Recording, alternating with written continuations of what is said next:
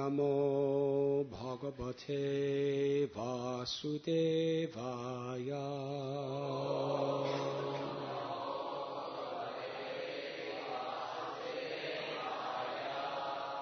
Om Namo Bhagavate Vasudevaya.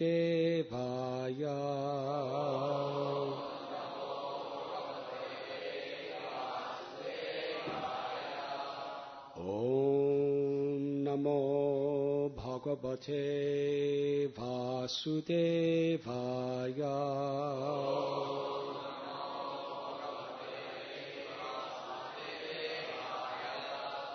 Atambasa prachalata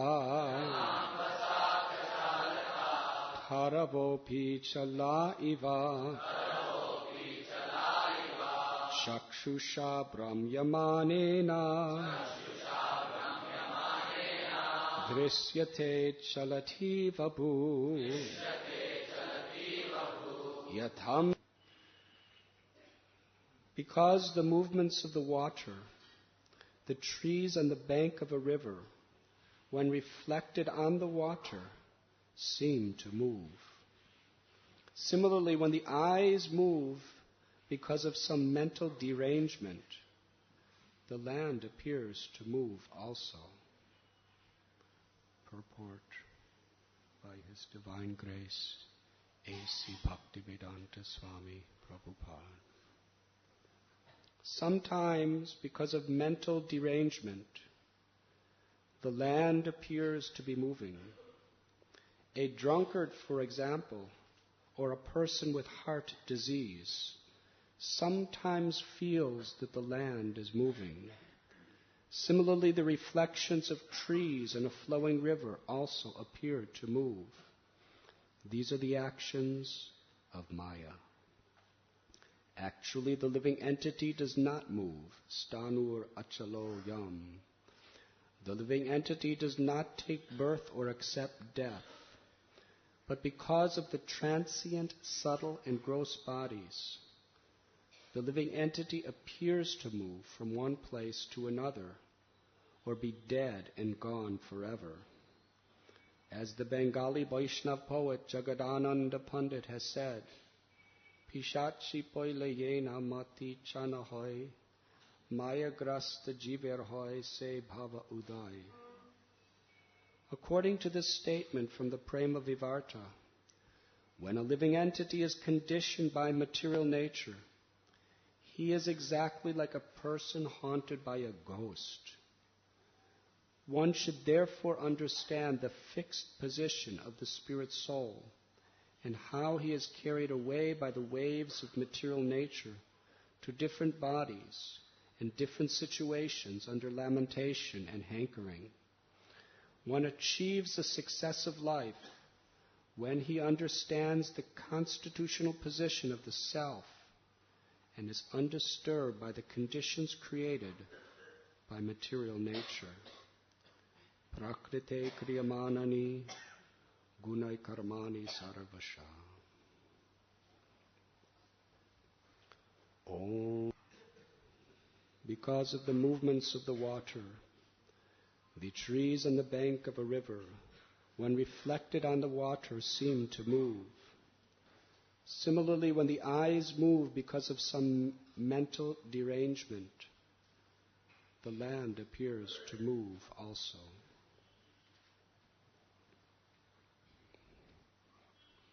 Today, we are reading from Srimad Bhagavatam, Canto 7,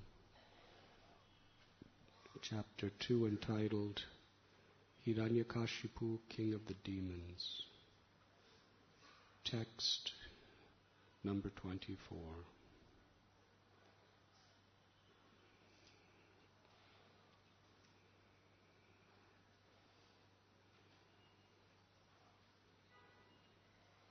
Perhaps the greatest power is that of knowledge.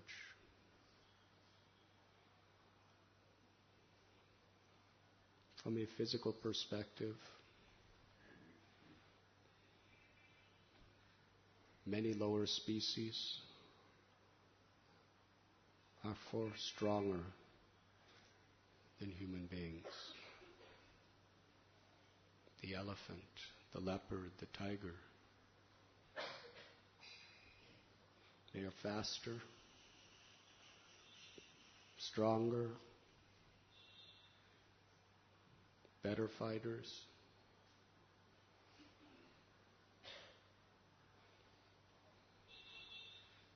But why? Many of these species are practically extinct today, endangered. The rhinoceros. How many of you have ever been standing in front of a charging rhinoceros? Hare Krishna. Very powerful.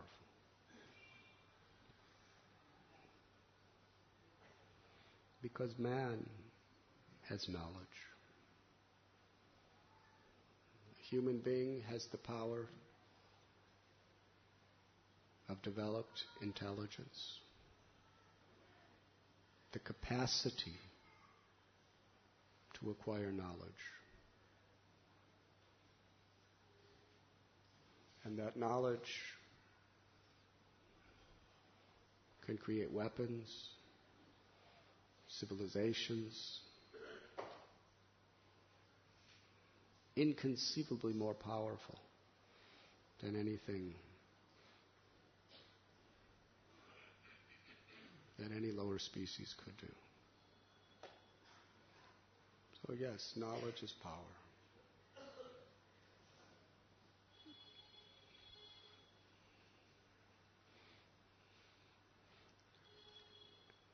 Look at what man is doing. The dilemma of global warming, pollution, creation of powerful nuclear bombs that has the potential capacity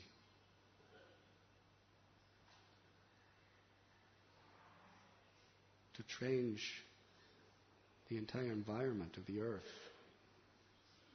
Mass destruction.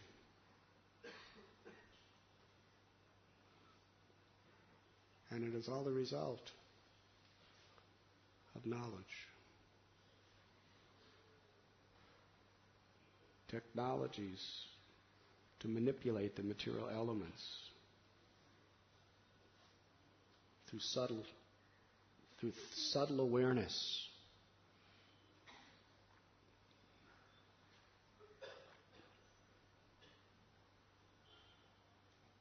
Wherever there is the greatest knowledge, there is the greatest potential to give benefit or harm to others.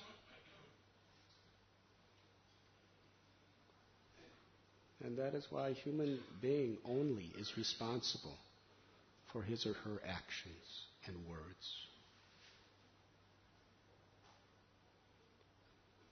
The animal has great power. Many.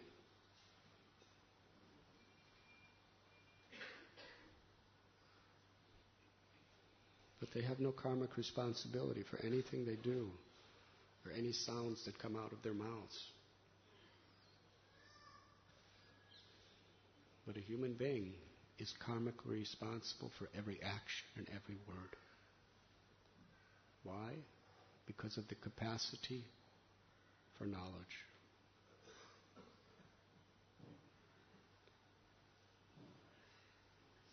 And the most powerful of all forms of knowledge is spiritual. Knowledge of the self, which is coming from the scriptures, which reveals how this material world is created, how it is working, what is the soul, what is God, what are the interactions.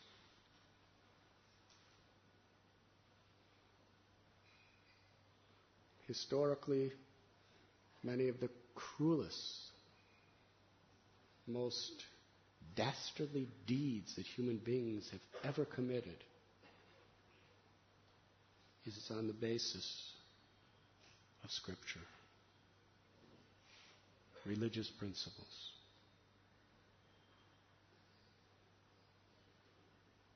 Terrorism. Hatred.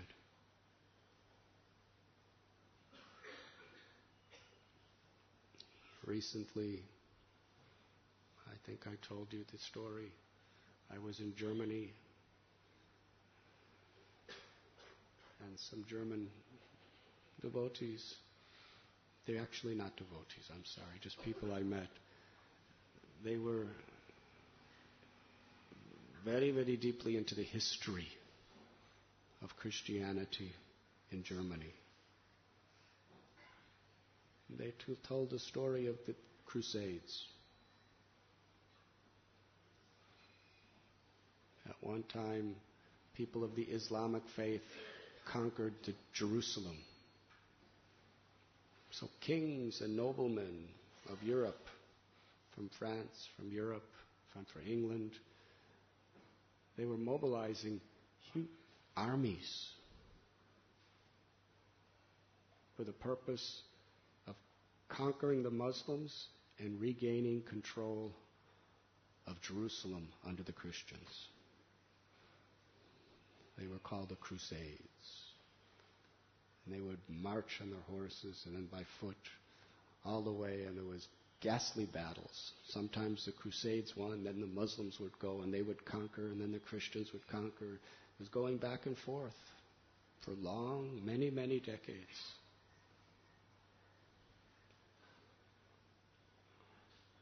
But in order to canvass people to join their armies and be fighters, Kshatriyas, they advertised that for every non-believer doesn't mean you're not religious, you don't believe in God.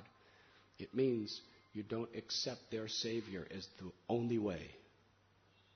For any non-believer who doesn't accept Christ as the only way to God, everyone you kill will give you a better place in heaven eternally.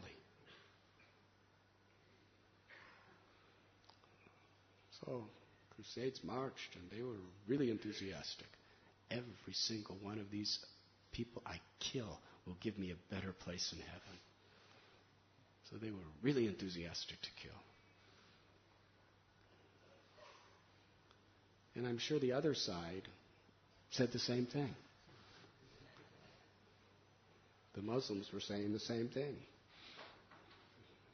Everyone who is not of our faith, kill them, place in heaven. So both sides are fighting.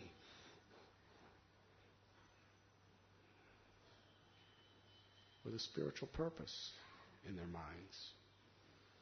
Meanwhile, farmers in Germany heard about this. That for every non-believer you kill, you'll get a better place in heaven. So they were thinking, that's what life's about, better place in heaven. So these farmers formed a whole army of crusades. Now the other ones were all Kshatriyas, but these are farmers, Germany. Thousands and thousands, tens and thousands of them. They all started marching to Jerusalem. But on the way, they came to some big Jewish communities on the way, in Germany itself. And they were thinking, this is easy to happen. They're non-believers, and they don't even have weapons. They completely exterminated the entire communities. On the way, any community that they found that wasn't of their brand of Christianity, they killed every man, woman, and child. Tens and tens and thousands.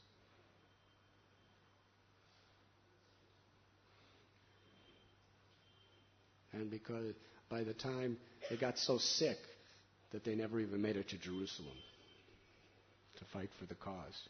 They all went back home because they were too disorganized to actually fight anybody. They didn't fight anybody, they just killed. Innocent. Well, this is one out of countless examples of how people could take scripture, have some knowledge, and twist it and misuse it, and convince people to be so cruel, so evil, and cause so much harm. Who are the biggest demons that we read about in the scriptures? Now today, demons are nothing compared to the demons that we read about in the Ramayana, Mahabharata, Puranas.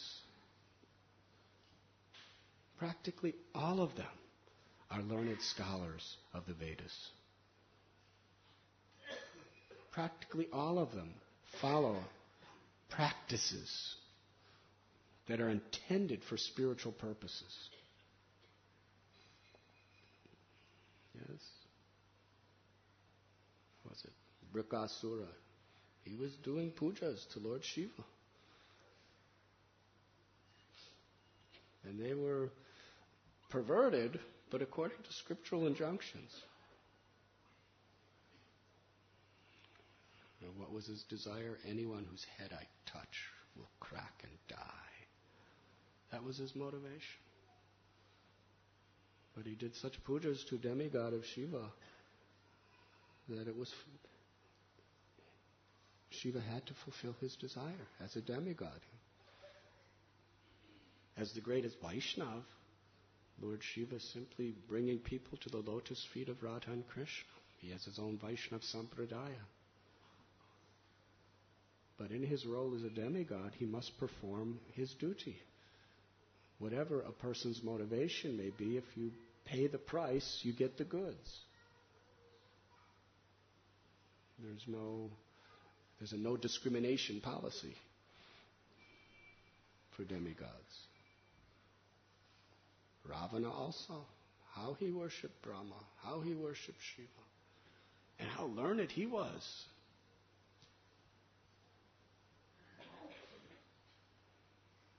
And therefore, these personalities, they gain supernatural, mystical powers because of their knowledge. In this chapter of Srimad Bhagavatam, we are reading about Hiranyakashipu. What's so wonderful about this chapter is these verses, perhaps 20, 30 verses, 40 verses. If you just take them out, put them on a piece of paper, and show them to our most exalted brahmacharis, to the best pundits, even to pure Vaishnavas, Paramhamsas, just take his name off. Take it out of this section, which is entitled Hiranyakashipu, King of the Demons, and just put his words in people's hands. And everyone will unanimously feel, this is a great soul. This person is fit to be my guru. He is parampara. What he's speaking is perfectly parampara. Logic, philosophy.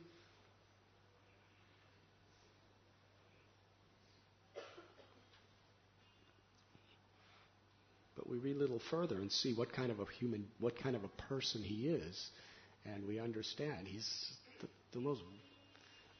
He hates Vaishnavas. He hates God. Philosophically, he knows everything about God. It's not that he's an atheist. It's not that he thinks God does not exist. He knows God exists. He knows Brahma is the son of Vishnu. And he's worshipping Brahma to get powers. Hare Krishna. And here he's explaining so precisely, according to time, place, and circumstance. His brother Hiranyaksha was killed by Lord Varahadev. And everybody is mourning. What a great injustice. What irreligious activities have brought down our brother. So blind. That's the nature of demoniac mentality. You just don't see the faults in yourself. You just like to see faults in everyone else. How amazing. Hiranyaksha, Hiranyakashipu, and their relatives were all thinking that Hiranyaksha was really a great person. He was benefactor of such good benedictions upon all. He was really working for the cause of the benefit and welfare of society. Para upakar. He was doing the greatest welfare work by eliminating these demigods, by conquering for the cause of the demons. They really thought he was good. He may have raped women, he may have killed Brahmins, he may have drunk their blood, which he loved to do. He may have terrorized innocent people, destroyed everything just for his own lust, for his own passion, for his own greed, and that of his brother. But those are details. Yes, he may have had some flaws, but he was a good person. But this Vishnu he may be God, but he's immoral, he's unethical, he's unfit for his position, he must be killed. Hare Krishna. This is their mentality. Hiranyakashipu. He's trying to pacify. Before pacifying them, he's expressing his own anger. Amazing. He doesn't see any faults in Hiranyakashipu. And Vishnu, who's absolutely perfect, he has to find some fault in him. And just take that. His default is he's given up his impartiality. That's the only fault he could really find in him. He's supposed to be equal to all, so why he killed my brother? Why he took sides with the demigods? That means he's not equal to all. That means he's bogus. He's not a good God. He's not following his dharma as God.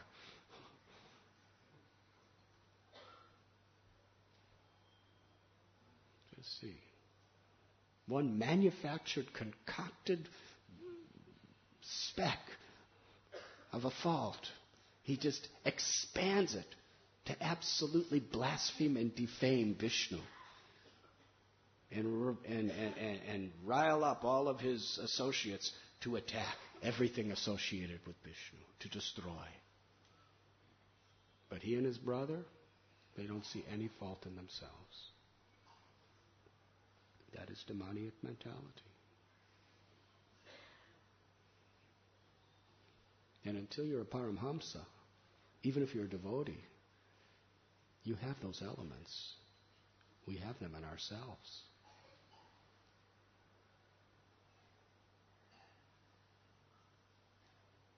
In the Bible, Jesus said, before pointing to the speck in another person's eye, take out the tree in your own eye. Hare Krishna. Why did he say that? And why is it a prominent part of the Bible? Before pointing out the speck in another person's eye, take the pole out of your own eye. Because that's human nature. Yes, there may be some fault. Bhakti Siddhanta Saraswati Thakur said the exact same thing. I see faults in others only because I'm honeycombed with tens and thousands of faults myself. A Vaishnava wants to rectify his or her own heart.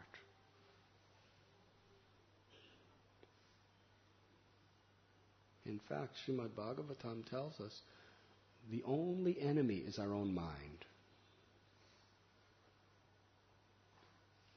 The enemy is not others.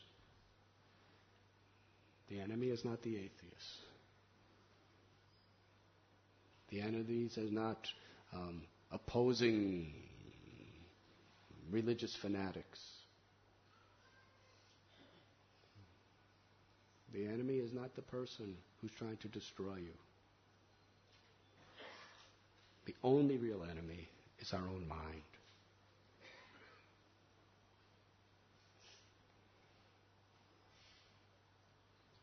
This is spoken in Bhagavad Gita. One who controls the mind is the best friend. One who does not control the mind is the worst enemy. Rishabdev describes the only enemy.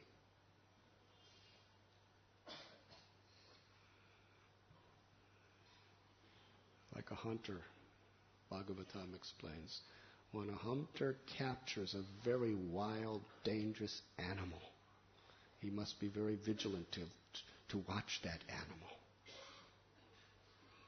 Because if we're inattentive, that animal will come back and destroy us. So mind is like that animal. When a devotee, his intelligence must be very, very careful never to trust the mind.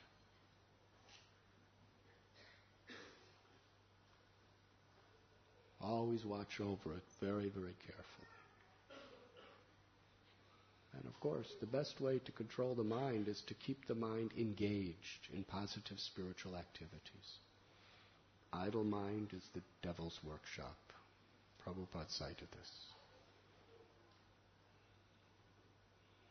When the mind is idle, it naturally goes toward the lower regions of thought. It's like water. Its nature is to flow down. Yes? Water will always seek the lowest possible place. Even if it's hard to get to, somehow water will just change its shape and its form and whatever, just to somehow or other get to that lowest possible place. The mind is like that, always seeking the lowest place. Therefore, the intelligence must keep pumping the mind upward. And that is devotional service. To always keep the thoughts by remembering Krishna,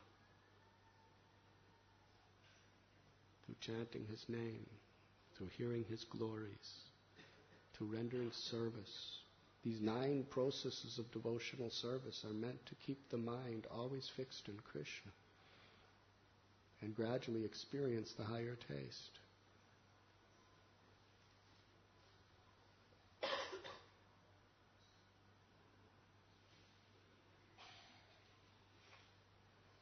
So this demoniac tendency within us is so powerfully revealed in these demons like Hiranyakashipu, who was so learned. In this particular verse, he is trying to pacify Diti, the mother of Hiranyaksha, the wife of Hiranyaksha, his children, and all the other relatives. They are grieving. It's amazing how the world is, how the universe is. The demigods are rejoicing that Vishnu killed Hiranyaksha, and the demons are crying. Yes? And it's not that Diti is a demoniac woman. Diti is the wife of Kashyapa Muni. Kashyapa would not marry a demoniac woman. She just happens to be, by her karma, she's a good woman, but she's the mother of all these demons. Despite some arrangement of destiny. And she's grieving her son. Yes, he may have been naughty in so many ways, but he's my son. Very difficult. Hiranyakashipu is... If you were to go to a funeral of a devotee, yes? If you were to go to a funeral of a devotee where all the sadhus are there, and the mother and the father and the brothers and the god brothers and the god sisters, and everyone is there grieving in separation of the loss of this great Vaishnava. And if you were just to read these verses, everyone would feel enlightened. Everyone would say, that's just the perfect thing we all needed to hear. But don't tell them that these are the words of Hiranyakashipu. The devotees would have a whole different impression at that point. So Hiranyakashipu is so much nicely explaining how the soul is eternal. Why are you grieving? Krishna tells Arjuna, for a wise man does not lament for neither the living nor the dead. So why are you lamenting, Arjuna? The soul is eternal. Never was there a time when I did not exist, nor you, nor all these kings, nor in the future shall any of us cease to be. The embodied soul passes from boyhood to youth to old age, and similarly at the time of death, the soul will enter into another body. A sober person does not become bewildered by such a change. The soul is eternal, unborn, undying. It's not slain with the body. Cannot be cut to pieces by weapons, cannot be burnt by fire, cannot be withered by the wind, cannot be moistened by water. The soul is transcendental. The soul is completely separate from the body.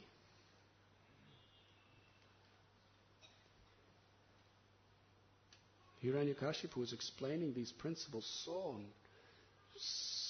so perfectly.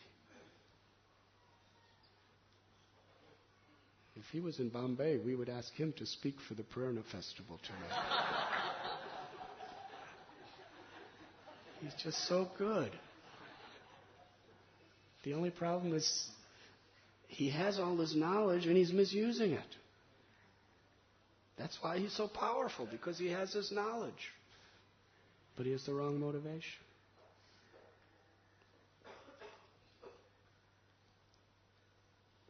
Srila Prabhupada explained how dangerous Mayavadis are. Chaitanya Mahaprabhu tells that if you hear submissively what Mayavadis speak, you'll fall down. Even if you're in Vaikuntha. That's how powerfully contaminated the Mayavadi philosophy is.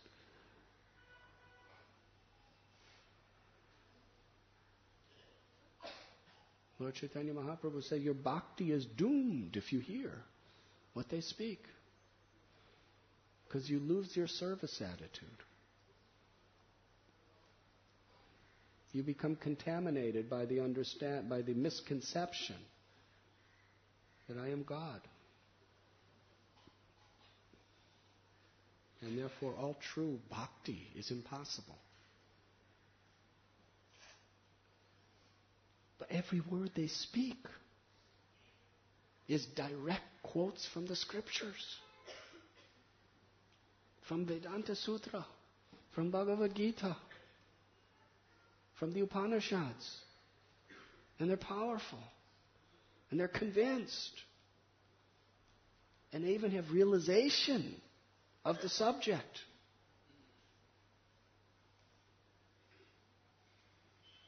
Now, we're not supposed to hear the prajalpa of mundane people. But nowhere does it say that if you hear the prajalpa of mundane people, that you'll be doomed. That if a resident of the spiritual world hears it, they'll fall down. No. Mayavadis. They have that unique category.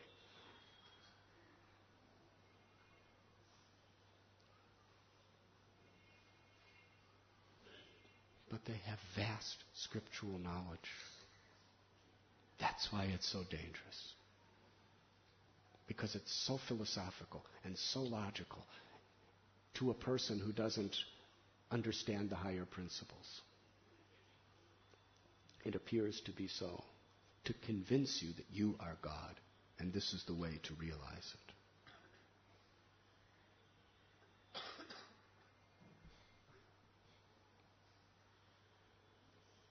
And even devotees. It's amazing how devotees can try to philosophically justify anything they want to do.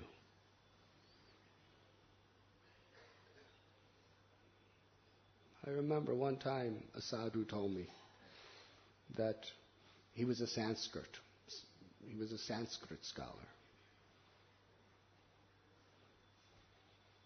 And he was a Vaishnava also. But he said when he's debating against any type of a person in scriptural debates, he said, if you don't know a scriptural statement to defeat that person, if you know Sanskrit, you just make one up. And you just say it's from some Purana that they'll never find, or some Upanishad that they don't have time to look it up.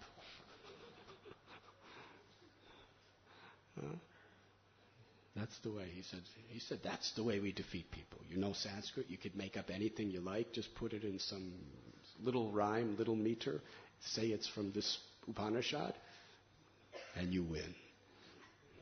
Hare Krishna. Now, of course, he's doing it for the right cause, perhaps. But sometimes devotees, even from Prabhupada's purports, that's the amazing thing. Prabhupada's purports are so pure. But you can take anything out of context to justify nefarious activities on the basis of Srila Prabhupada's words.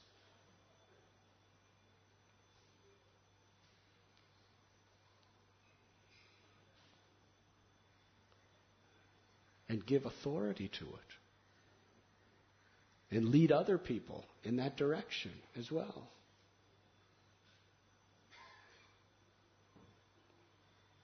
So this is Hiranyakashipu. Taking something so good and using it for such an evil purpose.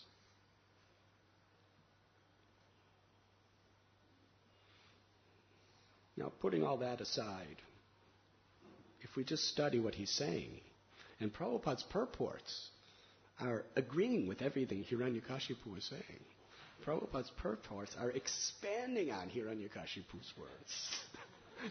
Trying to go deeper and giving more illumination from these words.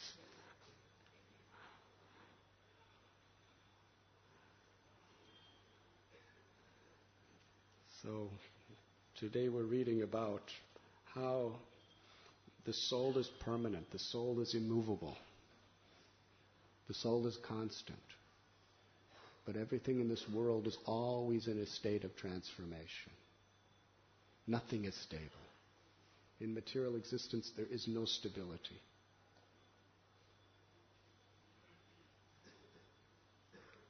We may see mountains and think that the mountains are for so many millions and millions of years. It's like there are love songs that I love you and I will always love you. Even if all the oceans go dry,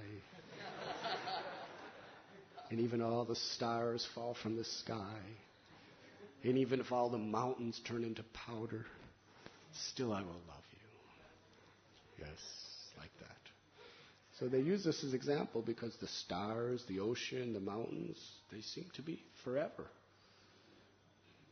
But that's an illusion. Because if you have a microscope and look at the mountain, you'll see that all the little components of the mountain are always changing, right? They're always, they're always changing.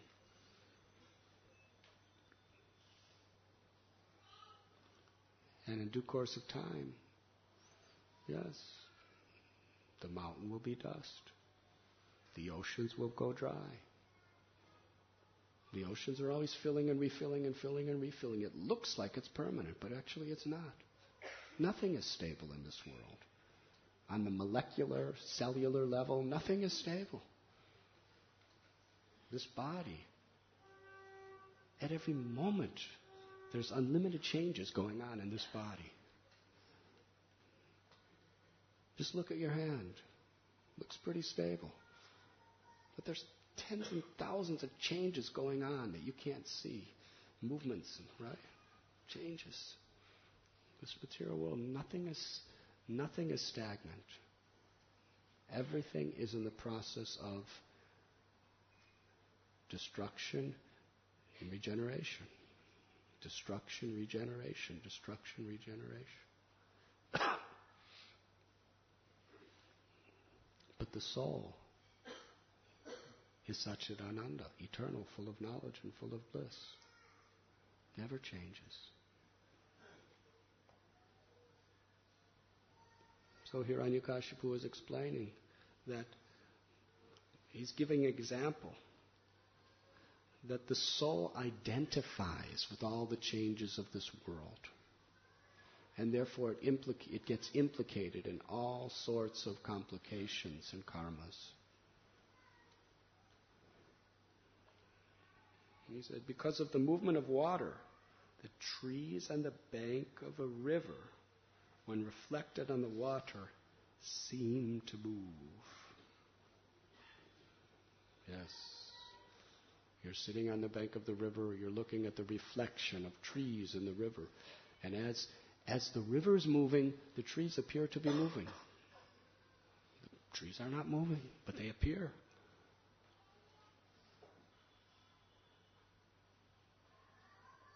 Or when you move your eyes, it looks like everything around you is moving. Yes? Do you like an experiment? Just go like this, move your eyes around, and it appears the room is moving. Srila Prabhupada, he gives by his experience. Prabhupada had several heart attacks on the Jaladuta. And he explained when he had those heart attacks, he just looked out. He was in the middle of the Arabian Sea. And all around was nothing but just water. Nothing else but water. And when water has a very, very hypnotic effect, if you just see nothing but water, because water is always moving and every wave is a unique expression.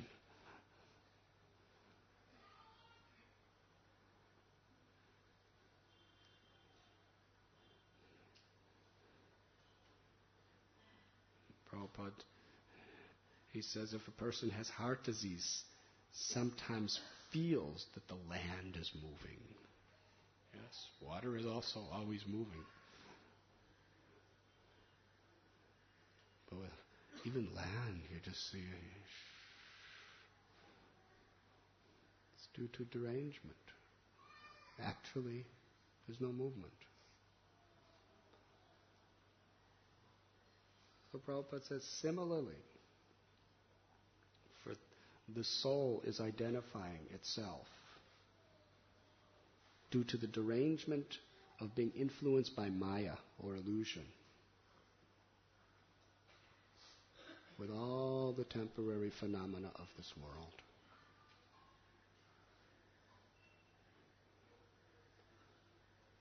And we take it so seriously. We take all these transformations of material nature so seriously that we forget our real self and the needs of the soul. That is Maya. That is how she traps us, and that's how she keeps us within that imprisonment. by somehow or other distracting our attention away from our real needs. Moment after moment, birth after birth. Maya is so powerful. Through our attractions, through our aversions. Always there, at every moment, to somehow or other divert our attention away from the real needs of the soul.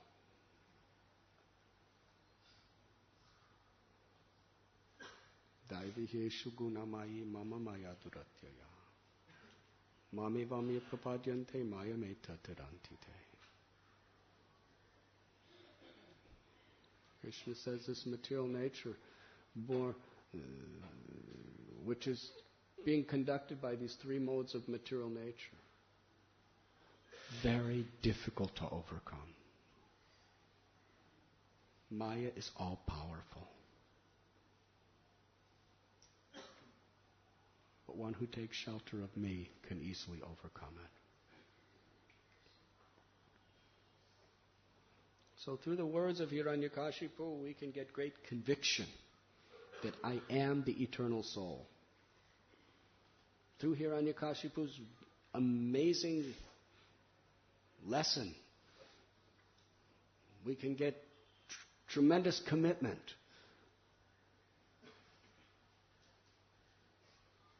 to live according to the needs of the soul rather than the dictations of the illusory energy.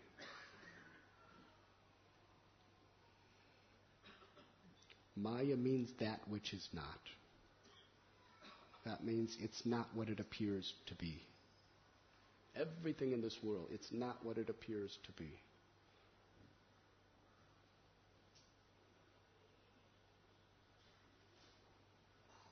Now scientists, through their imperfect senses, they are coming to certain conclusions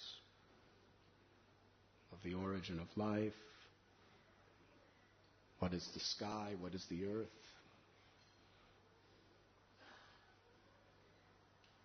But nothing is as it appears.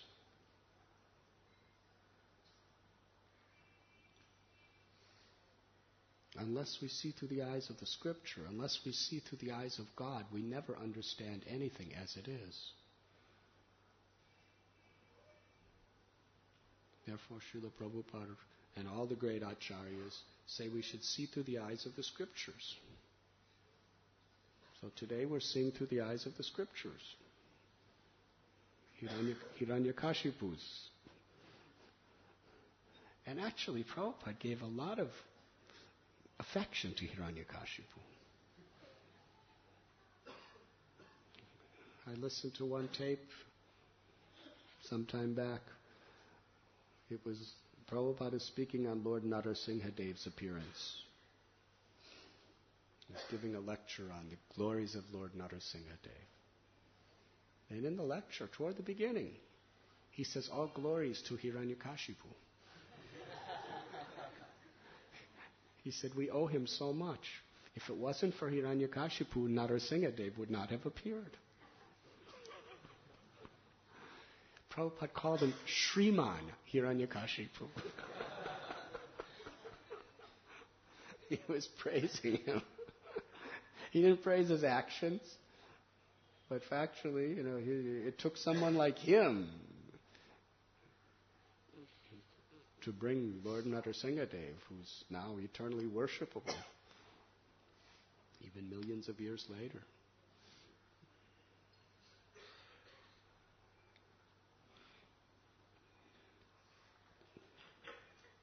But what we learn from this story, one is, yes, the nature of the soul and the nature of this world. What is truth and what is illusion? Nashato vidyate bhavo na bhavo vidyate shata. The Gita says. Those who are the seers of truth understand this, that what is real has no cessation. What is real is forever. And whatever is temporary is unreal. So we want to keep our mind fixed on what is real. What are the needs of the soul? How this material nature, if we understand material nature in relationship to God, then we see that material nature is not an illusion. That everything around us, our bodies, these books, these couches, everything, all the elements of material nature is not an illusion. If we see it in relation to God and use it in the service of God. Illusion means when we forget the eternal connection everything has with Krishna.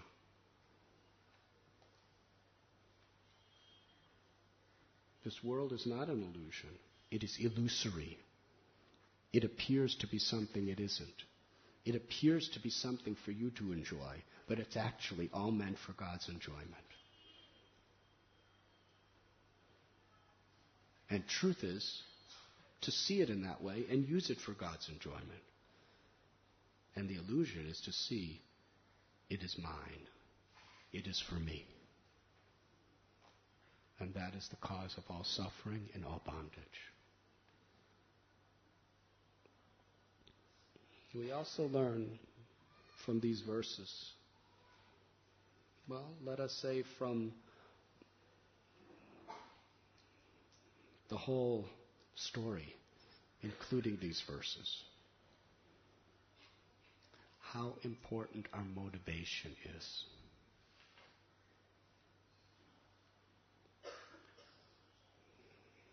We often quote Prabhupada that Krishna does not see what you offer. Krishna sees the purpose in which it is offered. We could have great knowledge, but what is our purpose? Is our purpose prestige? Is our purpose to use our great knowledge to exploit others? Is the purpose of our great knowledge to gain something for my own false ego or my own sensual passions? Krishna sees the purpose. In Srirangam, there were many great pundits who knew the scriptures profusely. And they were also very pious and ethical people.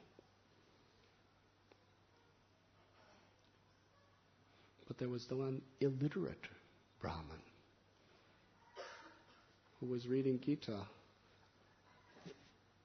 It would take him a long time because he didn't know how to read properly. But every day he would read the entire Bhagavad Gita.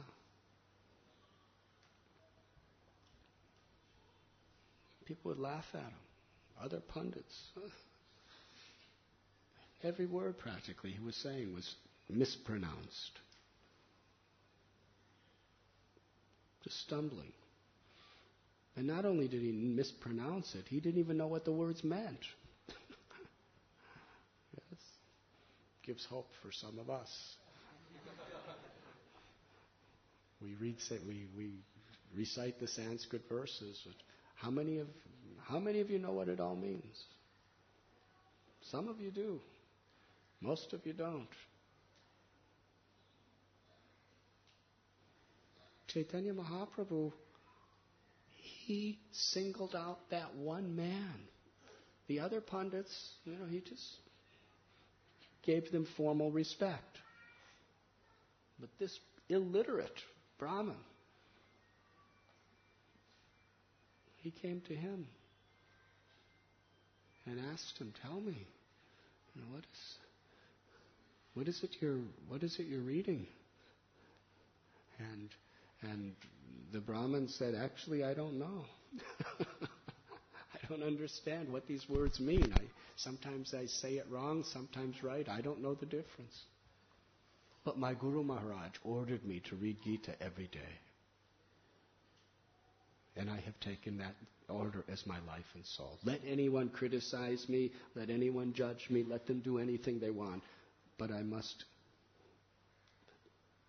sit here in public and read it every day because it was my Guru Maharaj's instruction. Quite humiliating. In the public, the high seat of learning for the whole South India.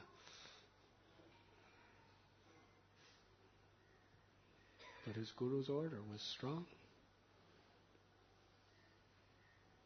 That was his purpose, to please his Guru. Chaitanya Mahaprabhu was completely satisfied. If your motive is to please your Guru sincerely and honestly, then Krishna in your heart is going to be pleased. And he's going to empower. But how he empowers? The amazing thing, Krishna, the Paramatma in the heart of this Brahmin, was so pleased that he was trying to please his Guru. Now most of us would think that means he would empower him to speak eloquent Sanskrit, even though he didn't know it. Mukam karoti vachalam pangum langayatengarim yat krivatamaham bandesi gurum dinataranam. We often chant this verse. By the mercy of Guru, a lame man can climb mountains. A blind man can see stars in the farthest parts of the universe. And even a dumb man can speak eloquent poetry. Yes? So if this man is pleasing his Guru, why is he speaking Sanskrit? Why isn't Krishna helping him? It's not eloquent. It's not poetic. It's all chopped up and wrong. Was he empowered? Yes, he was supremely empowered. Chaitanya Mahaprabhu asked him, if you don't understand what you're reading, then, why are you crying? Why are you looking so ecstatic? He said, because as I'm reciting, I'm only seeing Shyam Sundar. Beautiful, beautiful dark complexion. Most beautiful form of the Lord. So mercifully. He's holding the reins of Arjuna's chariot. Acting as the servant of his devotee and instructing him in the Gita.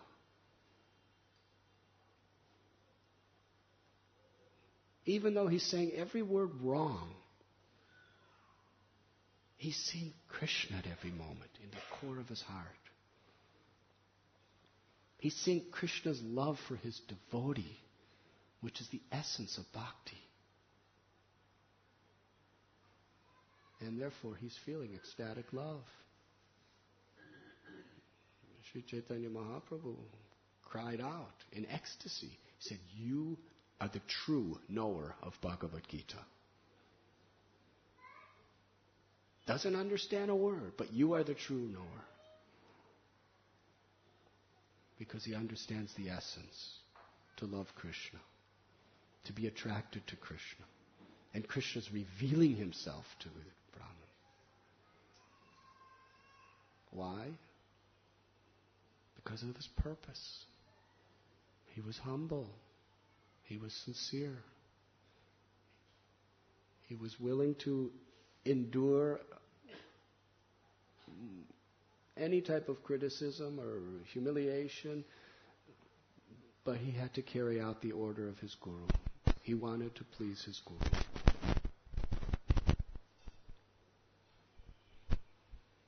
And there are so many stories in this regard. Krishna sees our motivation. Hiranyakashipu was a great mystic yogi. He was a great scholar. But his motivation was off. And therefore, because of his motivation, he used all of this great power for the wrong purpose. What God has given for the welfare of humanity, he used it for creating suffering of humanity. When Hanuman just came to Sri Lanka, he was in disguise, just trying to do some extra service. Devotees always eager to do something more. His mission was to get that ring to Sita and tell Sita that to find out where she is and give her the message that Rama's coming. But he investigated the entire Sri Lanka so that he could give concise, analytical strategies of war. He was just going everywhere, looking. He was looking for Sita, but on the way, he just wanted to see everything. So he knew where its weak points, where its strong points.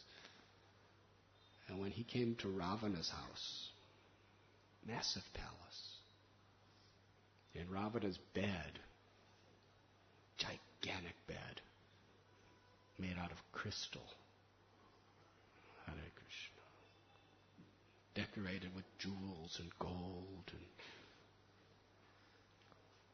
there were the most beautiful, beautiful ladies from all over the universe that were just laying on the floor all around his bed for his pleasure. And there he was laying, asleep. Hanuman looked at him. Actually, Hanuman was impressed. What type of person is this? So learned, so powerful. And actually, it appears that Ravana was very beautiful. Usually in our pictures, he's just like, rah. But Hanumanji was really impressed. Hanuman was thinking, if only it was a devotee. Everything. He would have been the greatest. We would all follow him. We would all, assist him in his great mission. He had everything that a devotee could ever want. But what was his defect? The wrong motivation. He had the wrong purpose.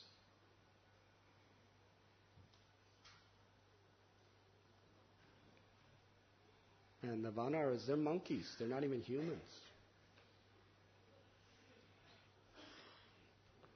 Just like that Brahmin who wanted to see Mahaprabhu dance in the house of Srivas.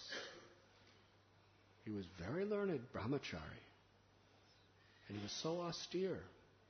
He just drank milk, sometimes little fruit, nothing else. And he longed to get in there. And Srivas brought him in. Lord Chaitanya Mahaprabhu chastised him.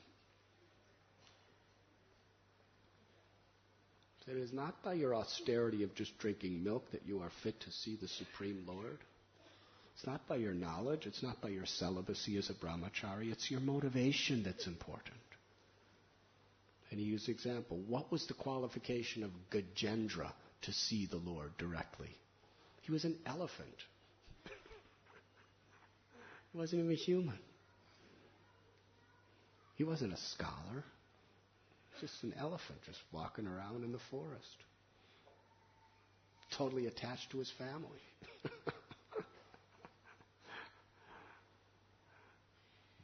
But when he was in danger, he took shelter of the Lord. That was his qualification. What was the qualification of Hanuman and the monkeys? They're monkeys. They're not humans. They're wild people. They're wild.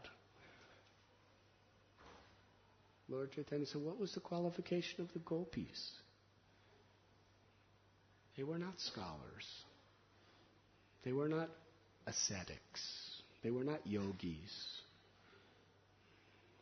They were simple cowherd maids, just milking cows, and doing what their parents told them, unless Krishna had another idea. Because they had devotion. Because their motivation was to please the Lord. That is all important. Srila Prabhupada begins the first of his cantos of Srimad Bhagavatam with that wonderful verse that even if a person recites or writes incorrectly, if the motive is to glorify the Lord and please the spiritual master,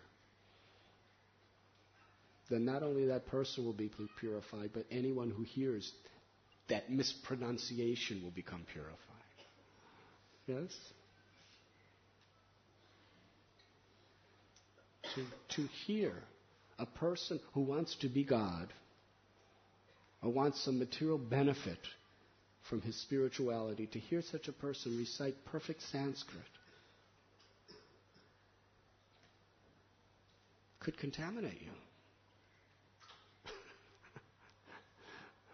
Now, to hear a devotee recite perfect Sanskrit will completely purify you. But to hear a devotee who wants nothing other than to please the Supreme Personality of Godhead even recite very wrong Sanskrit, you'll be equally purified. That's what Prabhupada is saying. Prabhupada said there are many greater Sanskrit scholars than me. Why his Bhagavad Gita transformed the hearts of millions, and the other scholars could not transform anyone's heart? Because of his purpose, his love for Krishna, his compassion to all living beings, his unmotivated, uninterrupted desire for devotional service. So besides learning from this particular verse about the nature of the soul and the nature of the illusory energy appearing to be something it's not because of our own misconceptions, more importantly, how important it is to cultivate the proper purpose. Anyabhilashita sunyam jnana karmanya navidam anukulyena krishnanushilanam bhaktiruttama. That is the foundational verse for the whole Bhakti Rasamrita Sindhu, the whole science of bhakti.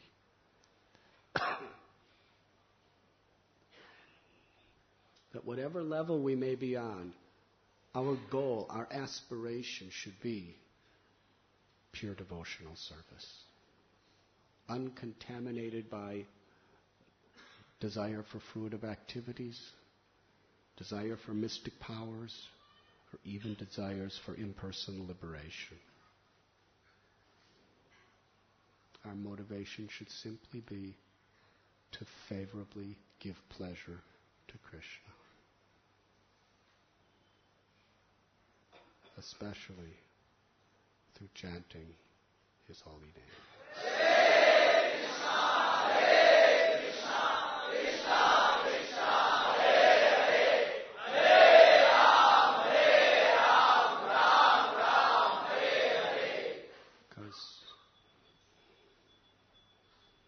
Thank you very much.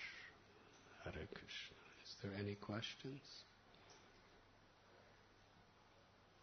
Yes.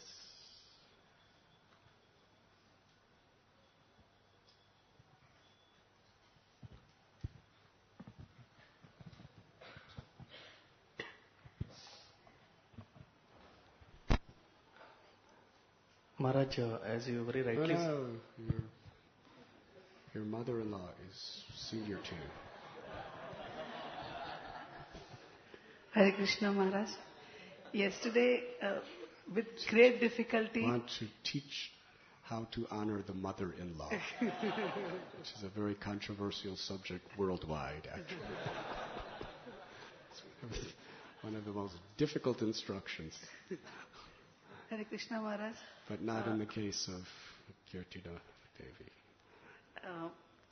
Just 2 days back, with great difficulty, I convinced a person who follows Ramakrishna Mission philosophy that about pure devotional service, and with great difficulty, I convinced that lady to buy the Krishna book. Now, they are impersonalists, and when she reads the Krishna book, where Prabhupada, his purports are there, so what if she asks me, should I tell her that we cannot tell her that what you are doing is wrong, because she is very sincerely doing what her guru is telling her. So by reading this book, she might someday ask me about what Prabhupada means in his purpose. So what should I tell her? You should tell her what it means. According to time, place, and circumstance, Srila Prabhupada taught us how to preach to such people.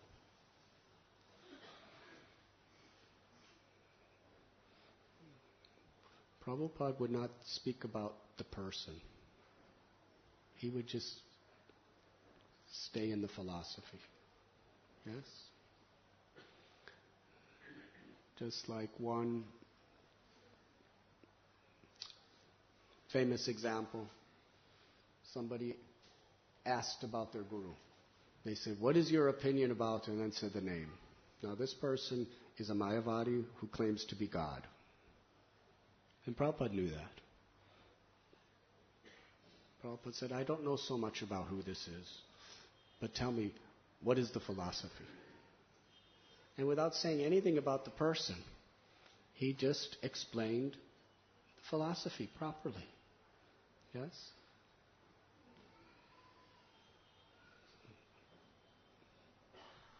So you can explain philosophically the difference between personalism and impersonalism, and the superiority of the personal conception of God, and how love of God is only possible through that process.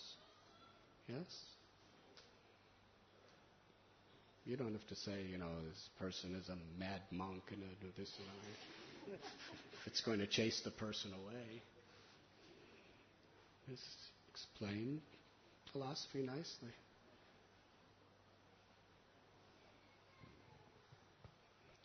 I remember reading a letter from Srila Prabhupada about college preaching in America.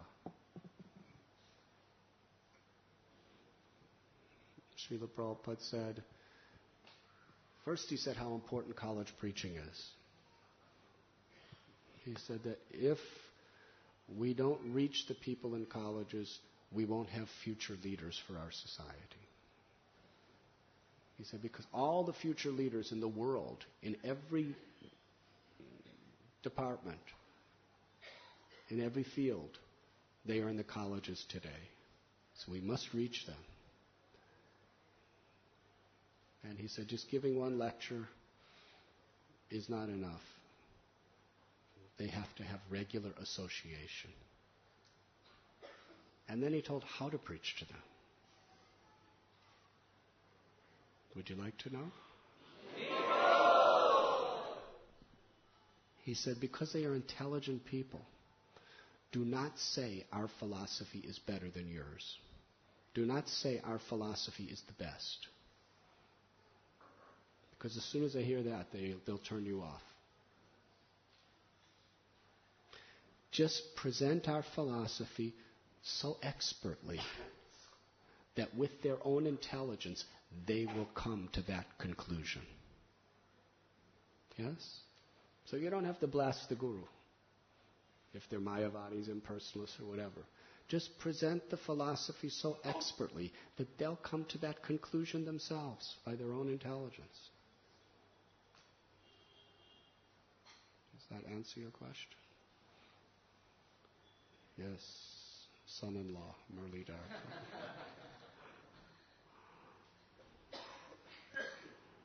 Maharaj, in your lecture you very rightly mentioned that somebody who has a genuine desire to please the Lord, whatever he speaks or does, that definitely has a effect on anyone whom he cultivates. So I'm talking about myself. I know this, that somebody who is genuinely serving the mission, somebody who is genuinely serving Guru Maharaj, Srila Prabhupada, we should take their association very much.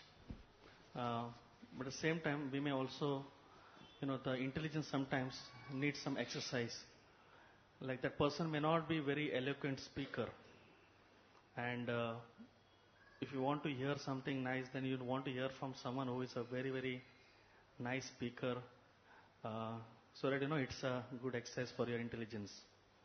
At the same time, we also try to convince others also. Why don't you come for this person's lecture, or that person is going to speak today? Not so much to associate with the other person, but we say that you please come and hear from him.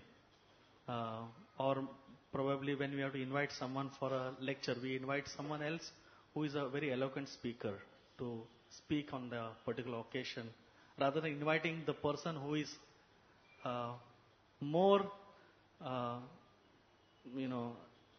eager to please Krishna in his own way, but not an eloquent speaker. So please help me to understand this and so this. You should invite your mother-in-law to speak.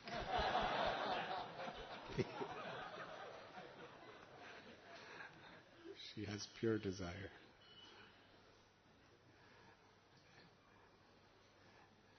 Actually, for preaching, Srila Prabhupada wanted devotees according to their capacity to be expert. Yes? So if a devotee has good motivations, and they can speak eloquently, and they can make a deeper impression on an audience, then that is more effective in that particular circumstance. If it's an auditorium in a college, or people who will hear more and take more seriously from someone who can speak very, very eloquently, that's very, very effective.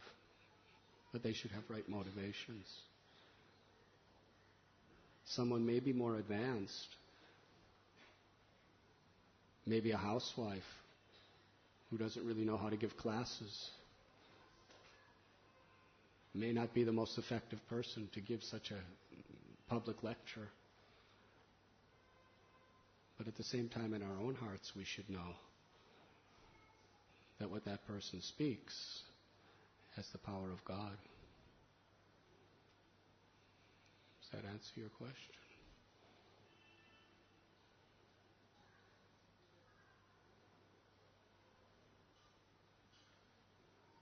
Yes, Sri Dhamma Prabhu.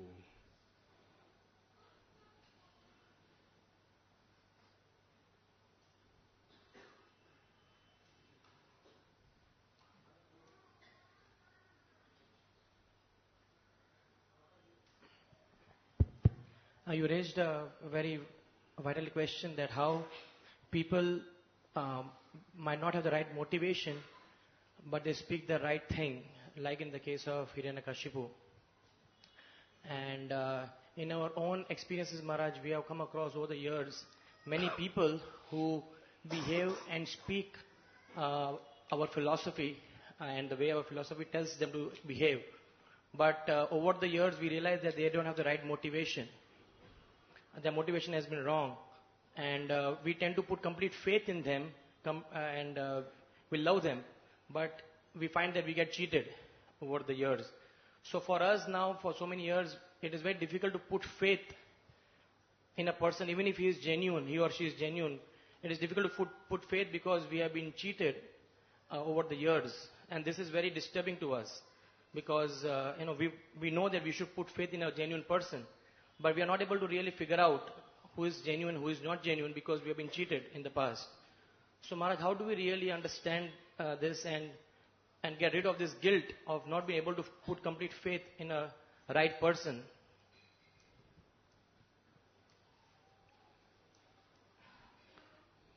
Essentially, faith is a gift of God. It cannot be artificially imposed within our own consciousness. But if we are sincere, and we seek the association of those who are earnestly, genuinely seeking the essence or presenting the essence, whatever has happened in the past, if Krishna is pleased by our sincerity and our willingness, then by His grace, He can establish that faith within our heart. Adoshadata sadhu. If we even have a little faith, and we repose that faith in persons who are presenting the right thing, honestly, then that faith grows ultimately into prema.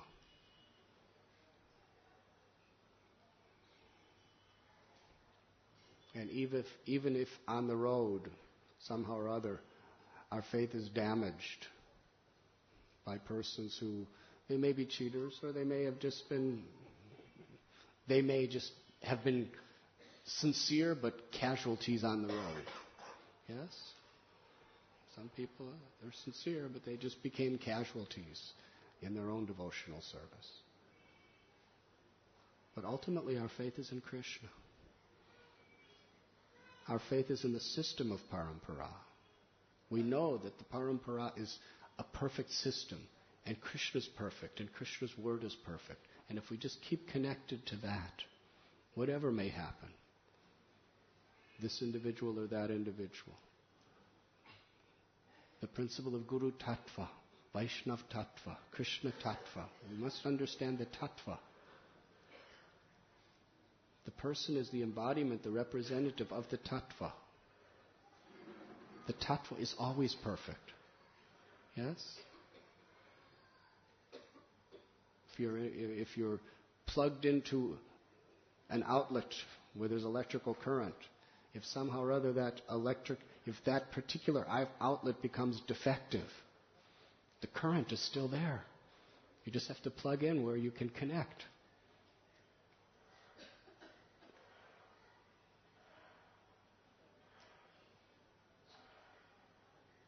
So just be sincere.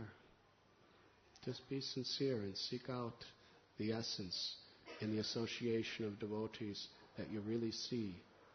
As far as you can see, if you are sincere, Krishna will help you to give you the discrimination also, that these people are genuine. They're real. And by hearing in their association,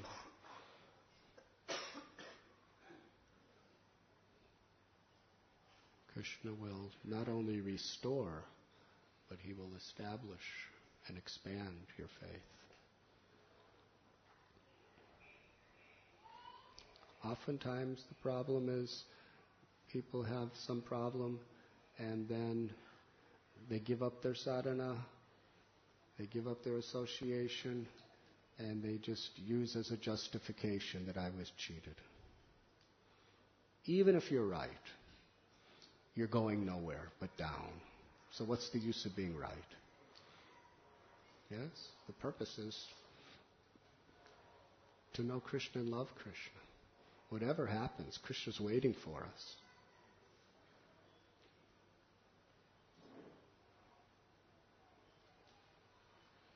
So even if difficulties may have come, even if we have been let down, if we take shelter of our sadhana, take shelter of the holy name, take shelter of devotees who as far as we can see are genuine, take shelter of Prabhupada's books, Prabhupada's tapes, then there will be no impediment. We shouldn't justify some mishaps to compromise our own spiritual principles.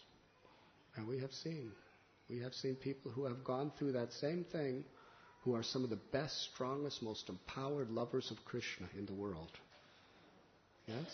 And we've seen people who have gone through the same thing who are just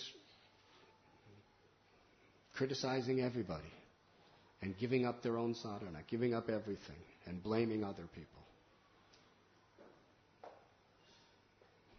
What's the difference?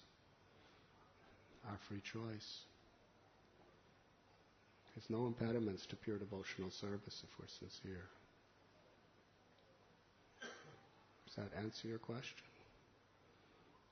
Hare Krishna. Yes, Vishwarup Prabhu.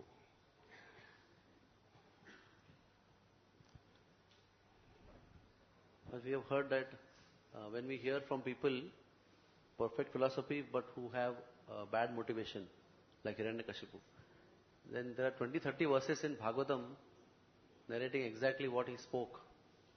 So I want to understand how it is appearing in Bhagavatam. Because Sukadev Goswami spoke it.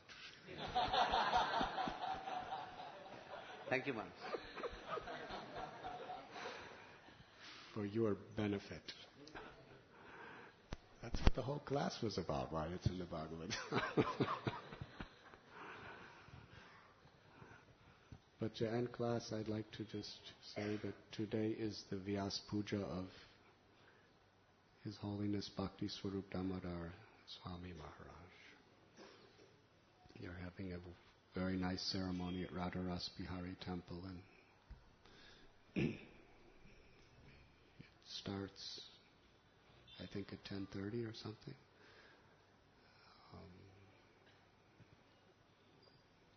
I just found out about it yesterday evening, and because I have commitments, I won't be able to go, but I'd like to say something here in that relation.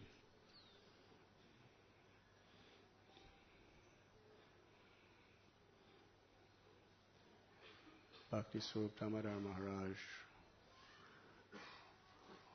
was one of the very, very fortunate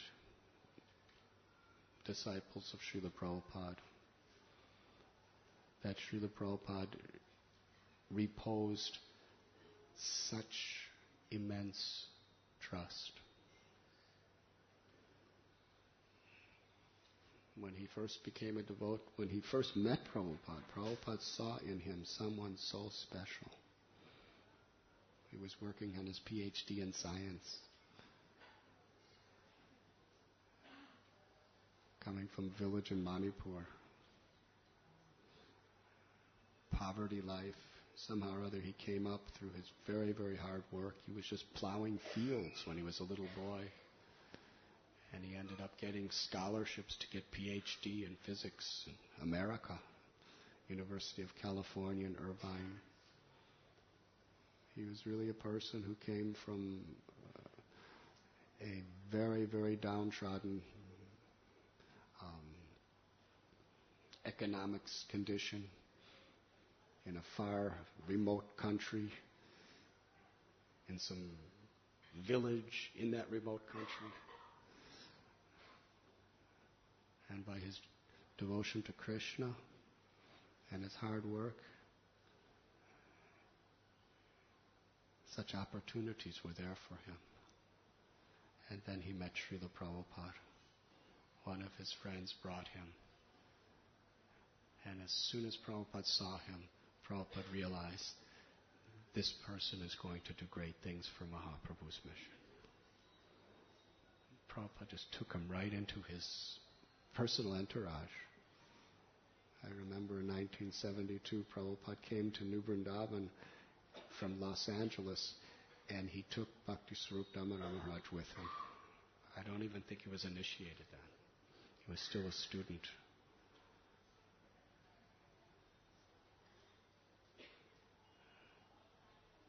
And Prabhupada entrusted with him the Bhaktivedanta Institute.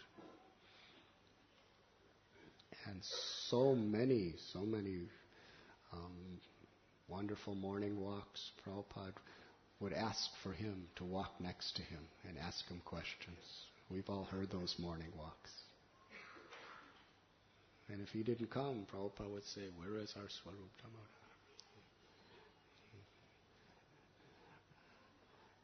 as they'd be walking, Prabhupada would be talking, and then he would turn and say, "What do the scientists say about this?"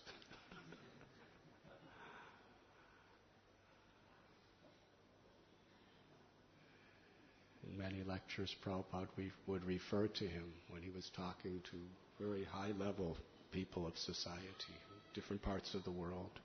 He would say, "Our Swarup Damodar," he says like this. "Our Swarup Damodar has told like this."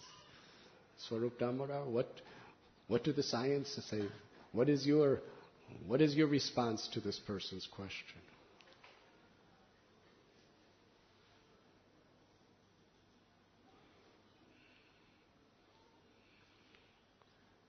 So in my heart of hearts, he's always been like a deity of someone who was so close and so loved by Srila Prabhupada.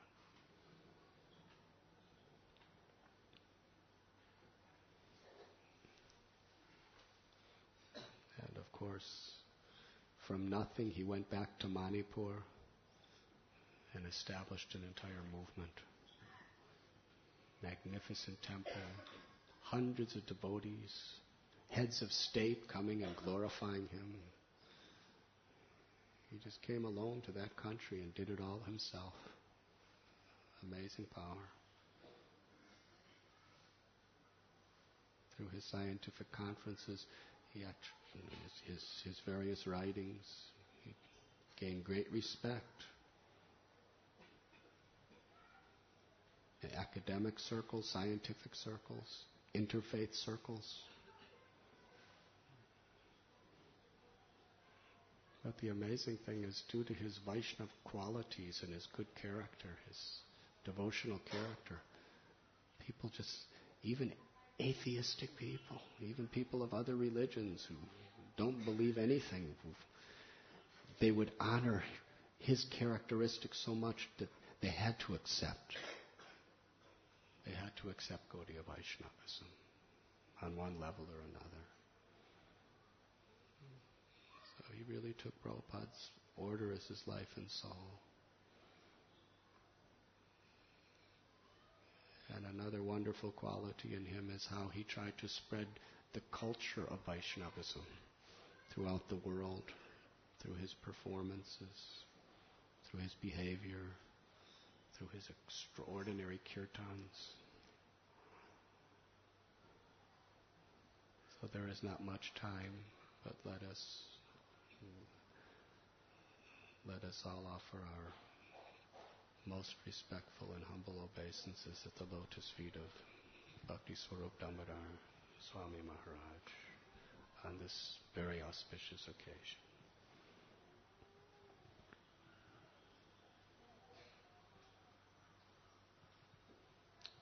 Srila Prabhupada ki jai. Thank you very much. Hare Krishna.